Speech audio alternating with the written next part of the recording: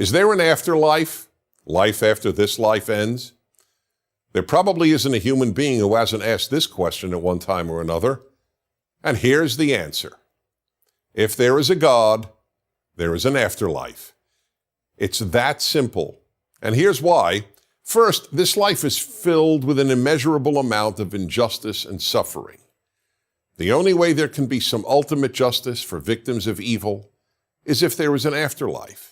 And the only way comfort is available to those who suffer unjustly, from painful disease and premature death to the death of a child, is if there is an afterlife.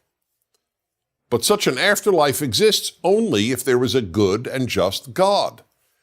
A good and just God provides a way to compensate for all the unjust suffering in this world.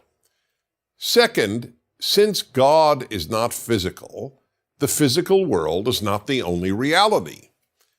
There is also a non-physical reality.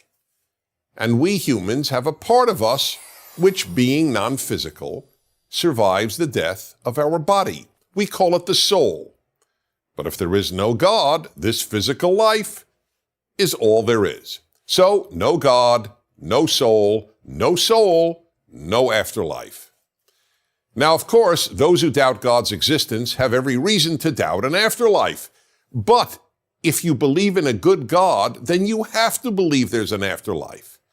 If you say you believe in God but not in an afterlife, the God you believe in is not only not good, that God is cruel. That God made a world filled with unjust suffering and just left it at that.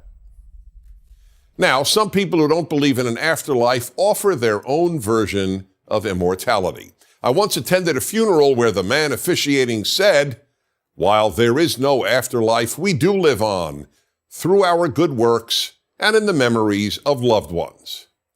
That's what a lot of people who reject an afterlife want to believe. But the idea that human beings live on through their good works or through the memories of loved ones, which generally means a person's children or grandchildren, is simply meaningless. If people live on through their good works, then children who die don't live on.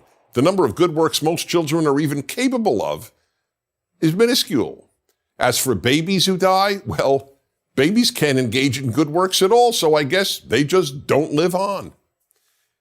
Anyway, the truth is that bad works usually live on longer than nearly any good works. In fact, if works make us immortal, Hitler, with all the evil he did, is far more immortal than the kindest people on earth. As for living on in the memories of our children, what do we say to those who have no children? Sorry, you don't live on. Moreover, living on in anyone's memory, as beautiful as that is not the same as immortality or an afterlife. As Woody Allen put it, I don't want to achieve immortality through my work. I want to achieve it through not dying. If there's no afterlife, we don't live on. Period. Let's be honest enough to acknowledge that. If there's no afterlife, none of us will ever again be with those we most love and who love us. If there's no afterlife, neither anyone murdered nor any murderer will ever receive ultimate justice.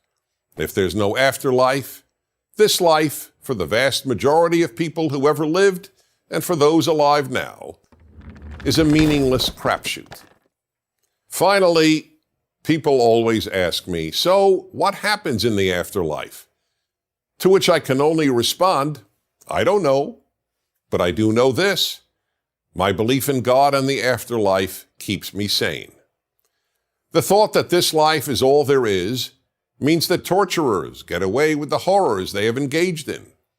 It means that this life is random and pointless. And it means that I will never again see anyone I love. This would drive me mad. In fact, I don't see how it wouldn't drive anyone mad who cares about suffering and who loves anyone. So is there an afterlife? If there is a God, of course there is. I'm Dennis Prager. Thank you for watching this video. PragerU is a nonprofit and we rely on donations from people like you. So please consider making a donation to help keep our videos free. And if you like this video, don't forget to share it.